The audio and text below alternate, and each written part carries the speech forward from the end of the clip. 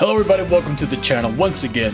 ScorpioCesar here to bring you the review for the Godzilla King of the Monsters Mothra from NECA.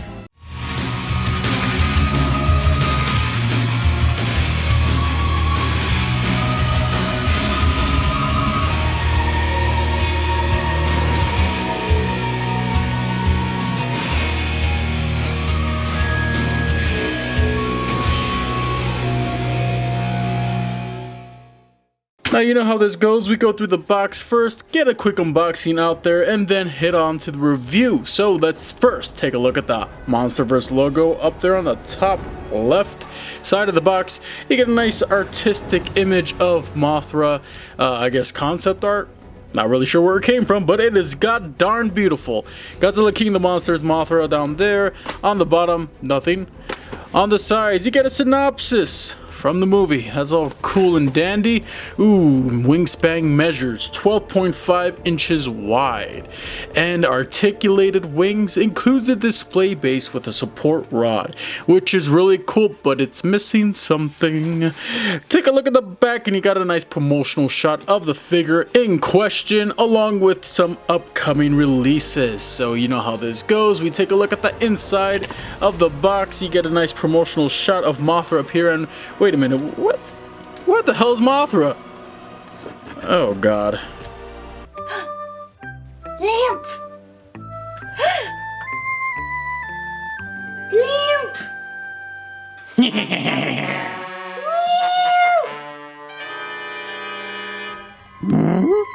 Beach! Okay, so here we have Mothra in the plastic, as you can see, but there is one thing that I have to get off my chest right out of the gate before we get to anything for this figure. There's no larvae! So now that we got that out of our system, let's move on to the articulation.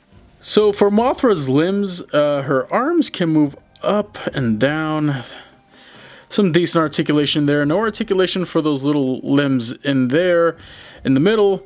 And the back legs also move forward and back. That's all you get from the limbs. No pivots or anything like that. Also, as you can see, my limbs over here on the front seem a bit warped. As nothing a little hot water or a hot blow dryer can't fix. Moving on to the wings, which is the main point of a Mothra figure. You want to make sure those wings articulate well. So they move up that much, and enough for them to meet up there, so that's always good. And then you have the little wing flaps here that also move up. And do they move down? Quite a little bit. Yeah, you get some low articulation out of those wings. But aside from that, you can't really get them to go any further down. I mean, you get that much, but that's stressing it. Do note that there are little hinges there, keeping those wings in place, so any stress that you put on these wings, you may break them. Yeah, I'm very afraid of these, actually. And you know what really does suck about this Mothra? Good luck trying to pose her in some really nice dynamic poses, because these wings are too heavy for their own good.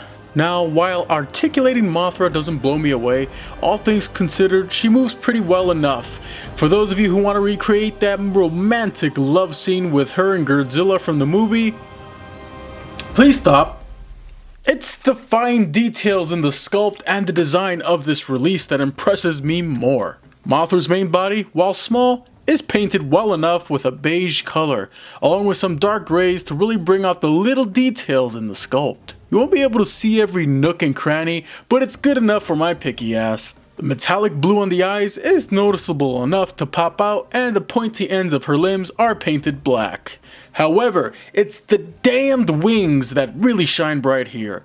Reminiscent of a monarch butterfly, the oranges and blacks really do look quite gorgeous in the grand scheme of things, and the rough texture on them really give off that fuzzy moth wing vibe. And want to know what makes them even better? They're translucent, so you can have Mothra get down at the Kaiju nightclub. Now there may be some hiccups here and there in the paint applications, as there always will be when these figures are mass produced, but from what I've seen here and elsewhere, this one luckily is not a dud. Get out of here. Now onto accessories. Yes, Randy and NECA strike again, and well, to make a stupid story short, no larvae. But she does come with this really nice cocoon base, so I guess I can't be too mad. Even though I am.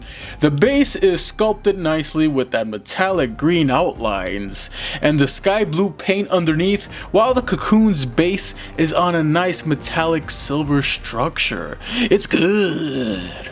Now to get this base to work for Mothra, all you gotta do is get the base, get the plastic stand, stick it in the base in the hole. It's a nice snug fit. Ooh la la. And on top of the base, as you can see, there's a protrusion there on the front. You want to use that to get Mothra up on there. And all you got to do is just kind of force Mothra in so she snaps in place.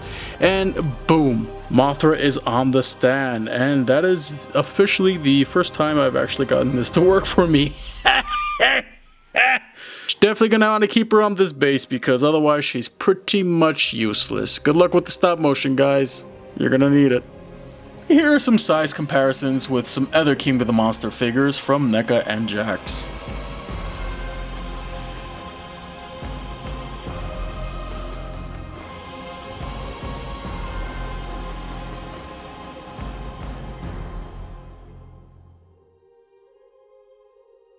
So yes, overall, despite my issues with this release, I'm going to have to say that for what it's worth, this is probably your best bet for an affordable Mothra that will be in scale with your Monster Arts and NECA releases.